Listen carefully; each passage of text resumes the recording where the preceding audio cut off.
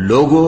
اپنے پروردگار سے آجزی سے اور چپکے چپکے دعائیں مانگا کرو، وہ حد سے بڑھنے والوں کو دوست نہیں رکھتا، اور ملک میں اصلاح کے بعد خرابی نہ کرنا، اور اللہ سے خوف رکھتے ہوئے اور امید رکھ کر دعائیں مانگتے رہنا، کچھ شک نہیں کہ اللہ کی رحمت نیکی کرنے والوں سے قریب ہے۔ اور وہی تو ہے جو اپنی رحمت یعنی بارش سے پہلے ہواؤں کو خوشخبری بنا کر بھیجتا ہے،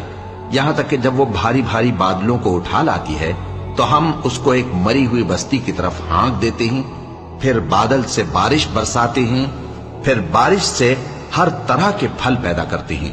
اسی طرح ہم مردوں کو زمین سے زندہ کر کے باہر نکالیں گے۔ یہ آیات اس لیے بیان کی جاتی ہیں تاکہ تم نصیحت حاصل کرو۔